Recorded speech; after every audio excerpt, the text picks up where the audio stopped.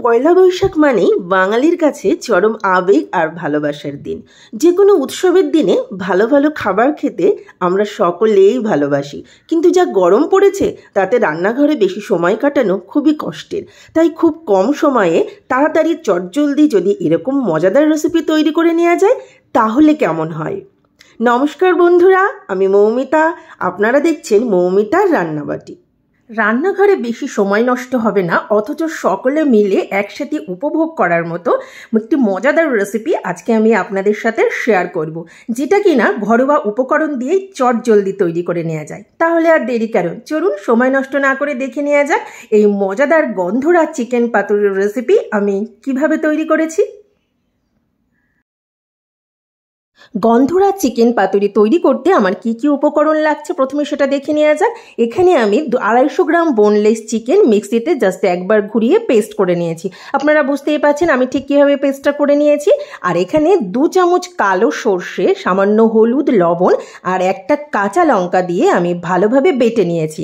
আর এখানে আমি 7টা কাঁচা লঙ্কা, একটা মাঝারি সাইজের রসুনের সমস্ত কোয়াগুলো আর 1/2 ইঞ্চি আদা ভালো করে বেটে নিয়েছি। তবে ঝালটা অবশ্যই আপনারা কেমন ঝাল খান সেটা বুঝে ব্যবহার করবেন। আপনারা চাইলে এখানে শুকনো লঙ্কার গুঁড়ো ব্যবহার করতে পারেন।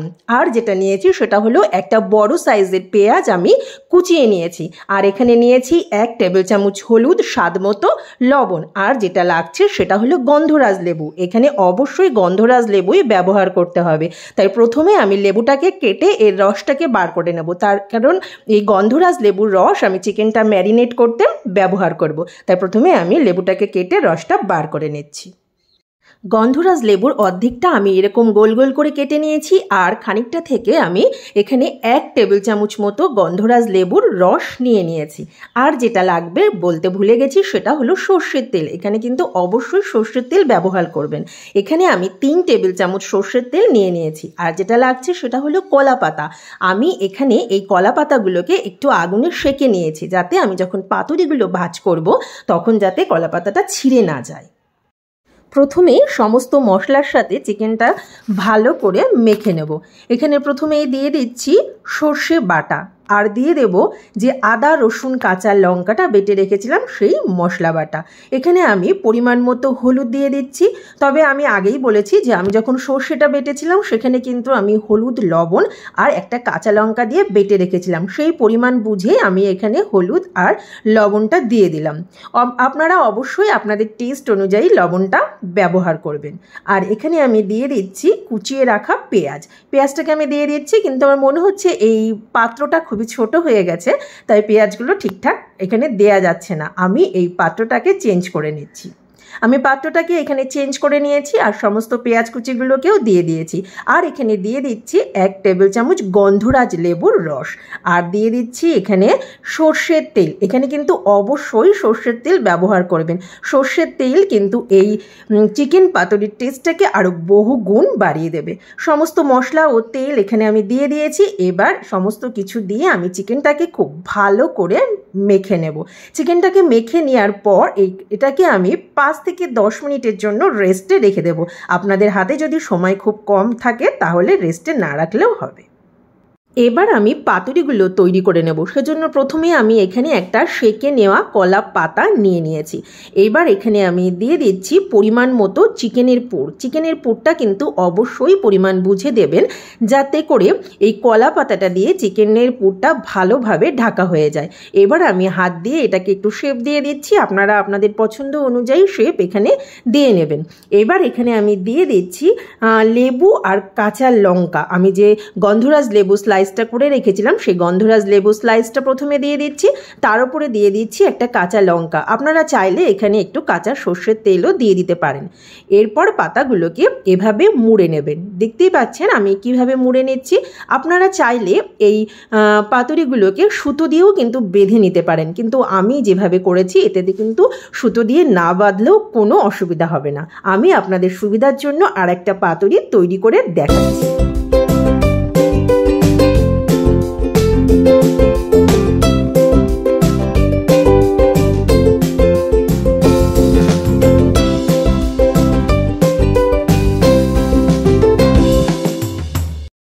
এই যে এভাবে কিন্তু আমি পাতুরিগুলোকে তৈরি করে নিলাম। আশা করি আপনারা বুঝতেই পেরেছেন। এই পাতুরিগুলো কিন্তু সবগুলো রেডি হয়ে গেছে, এবার এগুলোকে ভেজে নিতে হবে। পাতুরিগুলোকে ভাজার জন্য গ্যাসে আমি একটা প্যান বসিয়ে দিয়েছি, আর এখানে আমি দিয়ে দিচ্ছি খুব সামান্য এই 1 টেবিল চামচ মতো সর্ষের তেল। এখানে কিন্তু অবশ্যই সর্ষের তেলই দিতে হবে। তেলটা গরম হয়ে এসেছে, এবার এখানে দিয়ে দেব আগে থেকে তৈরি করে রাখা পাতুরিগুলো। একটু সাবধানে করবেন, এই পাতুরিগুলো থেকে কিন্তু তেল ছিটকাতে পারে, তাই খুব সাবধানে এই পাতুরিগুলোকে এর মধ্যে আমি দিয়ে দিচ্ছি।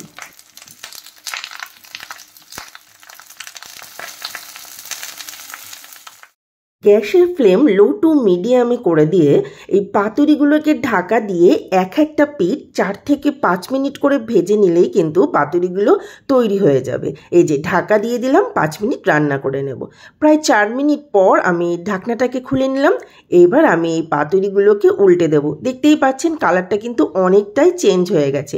এই উল্টানোর কাজটা কিন্তু একটু সাবধানে করতে হবে। এই যে আমি ঠিক এইভাবে পাতুরিগুলোকে উল্টে দিচ্ছি। দেখতেই পাচ্ছেন এই পিঠটা বেশ ভালো করে ভাজা হয়ে গেছে।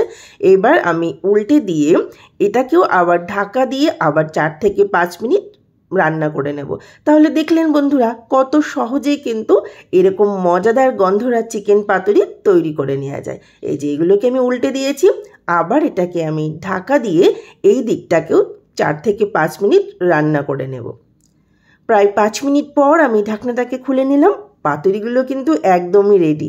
দেখতেই পাচ্ছেন আমি আবার উল্টে দিচ্ছি। দেখুন এই দিকটাও কিন্তু খুব সুন্দরভাবে ভাজা হয়ে গেছে। এবার আমি পাতুরিগুলোকে নামিয়ে পরিবেশন করে দেব। গন্ধরাজ চিকেন পাতুরি আমি গরম গরম ভাত, গন্ধরাজ লেবু আর কাঁচা লঙ্কা দিয়ে পরিবেশন করে দিয়েছি। এই গন্ধরাজ চিকেন দিয়ে গরম গরম ভাত খেতে কিন্তু দুর্দান্ত লাগে। তবে বন্ধুরা আপনারা চাইলে কিন্তু এই পাতুরি এমনিও খেতে পারেন। এমনি স্যালাড, সস বা কাসুন্দি দিয়ে খেতে কিন্তু দুর্দান্ত লাগে। আমি আপনাদের একটা পাতুরি খুলে দেখাচ্ছি। এটা এখনও যথেষ্ট গরম, খুলতেও একটু হাতে ভাপ লাগছে। দেখতেই পাচ্ছেন, আশা করি ধোয়া উঠছে। তবু আপনাদের আমি খুলে দেখাচ্ছি। এই গন্ধরাজ লেবুর গন্ধ আর কাঁচা তেলের গন্ধ মিলে একটা দারুণ গন্ধ এখানে বের হচ্ছে, যেটা কিন্তু আপনারা বাড়িতে এই রেসিপিটি বানালেই নিজেরা উপভোগ করতে পারবেন। আমি আপনাদের একটা পাতুরি দেখাচ্ছি যে এটা ভেতর থেকেও কতটা ভালো হয়েছে। দেখুন আমি আপনাদের ভেঙে দেখাচ্ছি।